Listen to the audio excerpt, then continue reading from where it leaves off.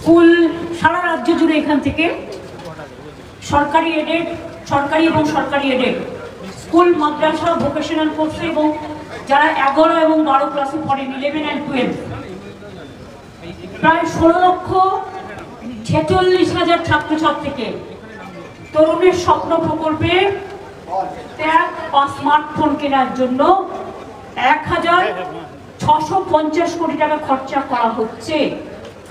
এই টাকা সরাসরি তাদের ব্যাংকে ঢুকে যাচ্ছে আজকেই।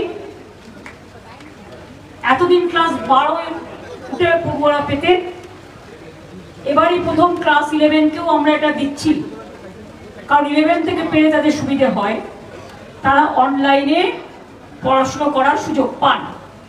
এর আগেও আমরা 36 লক্ষর বেশি স্টুডেন্টকে এই বাবদ 3,600 কোটি টাকার বেশি দিয়েছি এবং সব মিলিয়ে এই প্রকল্পে 53 লক্ষ পড়ুয়াকে 5,300 কোটি টাকার কাছাকাছি দেওয়া হলো। আমি তাদের ভবিষ্যৎ নিয়ে আজকের এই শুভ লগ্নে তাদের অভিনন্দন জানাচ্ছি। যারা ট্যাব পাবেন তাদের টাকা ডাইরেক্ট ব্যাংক অ্যাকাউন্টে চলে যাবে, কিন্তু যদি কয়েকজন এখানে আসেন আমি সিম্বলিক তাদের হাতে ওই চেকের এটা, হ্যাঁ টাকা চলে গেছে অলরেডি, সিম্বলিক এসো, তোমরা এসো, চলে এসো, সবাই এসো।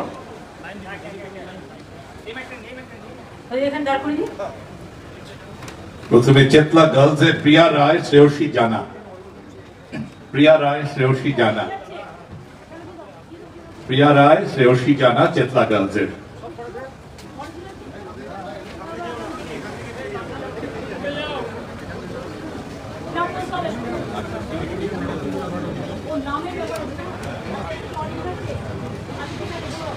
প্রিয়া রায় এবং শ্রেয়সী জানা, চেতলা গার্লস। শ্রেয়সী জানা আসুন। শ্রেয়সী জানা। এরপর তীর্থপতি ইনস্টিটিউশনে পল্লব বণিক এবং স্বর্ণজিৎ ঘোষ। চেতলা গার্লসের আবার দেবলীনা দত্ত, স্বস্তিকা বিশ্বাস, সিমরন হক, রানী দাস, ছন্দা রায়, Shakuni গোচ্ছাই, Bagbazar multipurpose girls.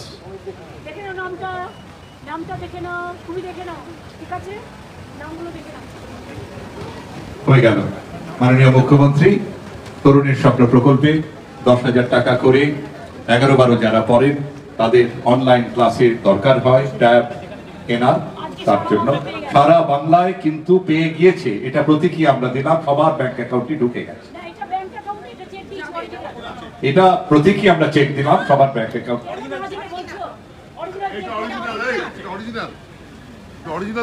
Original চেকই দেওয়া হয়েছে, আপনারা সামনে দেখতে পেলেন।